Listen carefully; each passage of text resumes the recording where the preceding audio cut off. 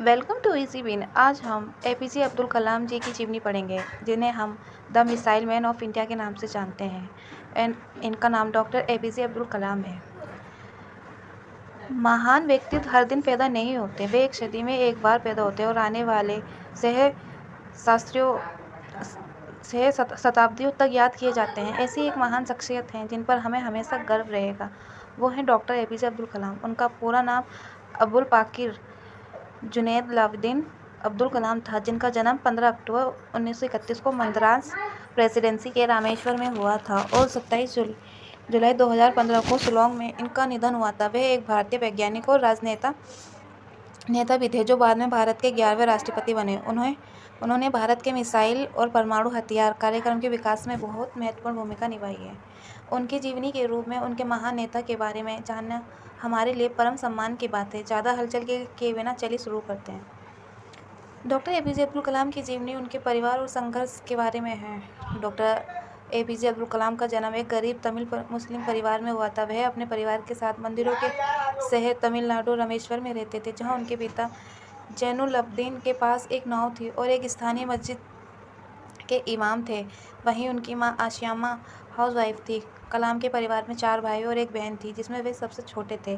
कलाम के पूर्वज धनी व्यापारी और जमींदार थे और उनके पास विशाल जमीन और जायदाद थी। लेकिन समय के साथ पावन ब्रिज के खुलने के कारण तीर्थयात्रियों को लाने ले जाने और किराने का सामान बेचने के लिए उनके व्यवसाय को भारी नुकसान हुआ। नतीजा ये रहा कि कलाम का परिवार अपर्याप्त हो गया था और जीवन यापन करने के लिए कड़ी मेहनत की। कम उम्र में कलाम को अपनी पारिवारिक आय को पूरा करने के लिए समाचार पत्र बेचने पड़े।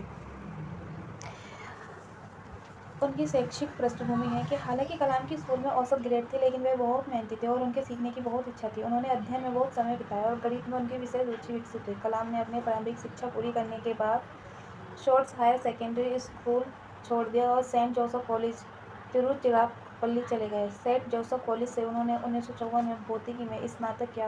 वह 1955 में मद्रास इंस्टीट्यूट ऑफ टेक्नोलॉजी में एरोस्पेस इंजीनियरिंग का अध्ययन करने के लिए मद्रास चले गए। एक वैज्ञानिक के रूप में कलाम डीआरडीओ के वैमानिक विकास प्रतिष्ठान में एक वैज्ञानिक के रूप में शामिल हुए। 1960 में स्नातक होने के बाद उनके करियर की शुरुआत उनके साथ एक छोटा ओवरक्राफ्ट डिज़ाइन करने से हुई थी। हालांकि वह डीआरडीओ में नौकरी के अपने चुनाव से इस वक्त नहीं थे, क्योंकि कलाम को 1969 में इसरो में स्थानांतरित कर दिया गया था, जहां वे भारत के पहले उपग्रह वाहन परीक्षण के परियोजना के निदेशक थे। उपग्रह वाहन ने रोहिणी उपग्रह को जुलाई 1980 में पृथ्वी के निकट की कक्षा में सफलतापूर्वक तैनात किया। कलाम को 1970 और 90 के दशक के बीच सरकार की एलवी और एसएलवी परियोजनाएं प्राप्त हुई। उन्होंने प्रोजेक्ट डेविल और प्रोजेक्ट वेलियंट जैसी 2 परियोजनाओं का निर्देशन किया, जिसके उद्देश्य सफल एसएलवी कार्यक्रम की प्रौद्योगिकी से बैलिस्टिक मिसाइल विकसित करना था। कलाम ने किसी तरह इंदिरा गांधी को मना लिया और इन एरोस्पेस परियोजनाओं के लिए गुप्त धन की मांग की।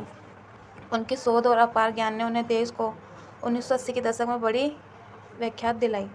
इसके बाद कलाम 1992 में रक्षा मंत्री के वैज्ञानिक सलाहकार बने और सरकार के प्रधान वैज्ञानिक सलाहकार के पद पर पदोन्नति होने से पहले 5 साल तक उसी पद पर बने रहे। देश के 1998 के परमाणु हथियारों के परीक्षण में उनकी विशाल भूमिका ने भारत को एक परमाणु शक्ति के रूप में मजबूत किया।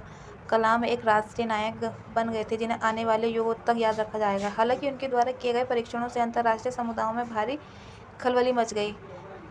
कमल ने टेक्नोलॉजी विजन 2020 नामक एक राष्ट्रव्यापी योजनाएं रखी, जो उनके अनुसार 20 वर्षों में भारत के कद को एक विकासशील से विकसित राष्ट्र में बदलने का एक शानदार तरीका था। इसी योजना ने उन्नति प्रौद्योगिकी को अपनाकर स्वास्थ्य सुविधाओं का विस्तार करके और जनताओं की रक्षा पर जोर देकर राष्ट्र की प्रगति की कल्पना की। कलाम भारत के 11वें राष्ट्रपति के रूप में सर कलाम भारत के 11वें राष्ट्रपति बनने के हकदार थे।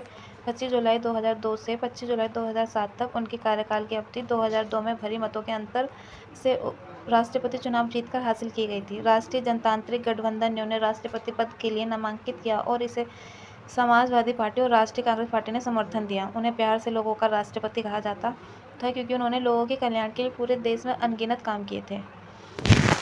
वे निर्णय लेने और उन्हें लागू करने के लिए काफ़ी बहादुर और साहसी थे, भले ही वह कठिन या संवेदनशील या अत्यधिक विवादास्पद हो। लाभ का पद शायद ये कठिन अधिनियम है जिस पर उन्हें हस्ताक्षर करना पड़ा। 1701 में अंग्रेजी अधिनियम के अनुसार लाभ का कार्यालय कार्यकाल बताते हुए कि शाही परिवार के तहत पेशावर स्थापित करने वाले किसी भी व्यक्ति के पास किसी भी प्रकार का प्रावधान नहीं है जो राजकुमार से पेंशन ले रहा है। हाउस ऑफ कॉमन्स के लिए काम करने का अधिकार, इससे शाही परिवार का प्रशासनिक स्थितियों पर शून्य प्रभाव हो सकेगा।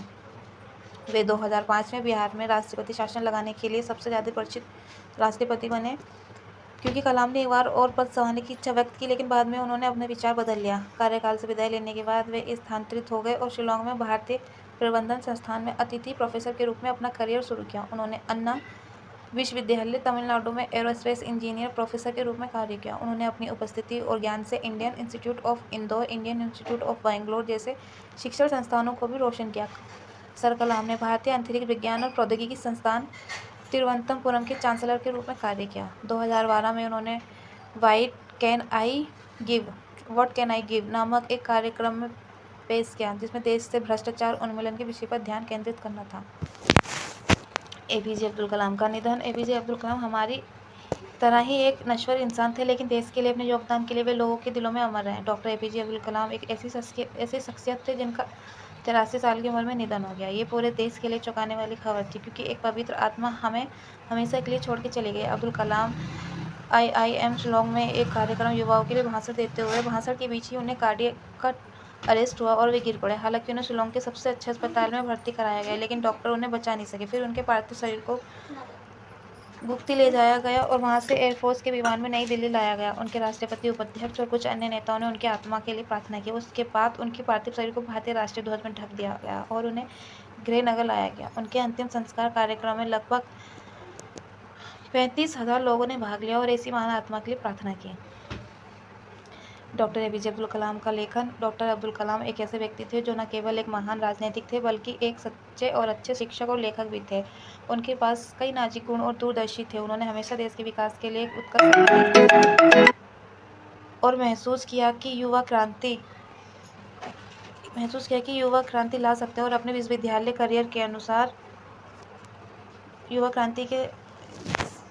अपने विश्वविद्यालय के करियर के दौरान उन्हें अपने प्रेरणादायक भाषण और जबरदस्त दूरदर्शी लोगों के माध्यम से कई क्षेत्रों को प्रेरित किया। इसके अलावा डॉक्टर कलाम एक महान लेखक थे। उन्होंने कई पुस्तकें लिखी जो मुख्य रूप से राष्ट्र के सशक्तिकरण के लिए हैं। उनका इंडिया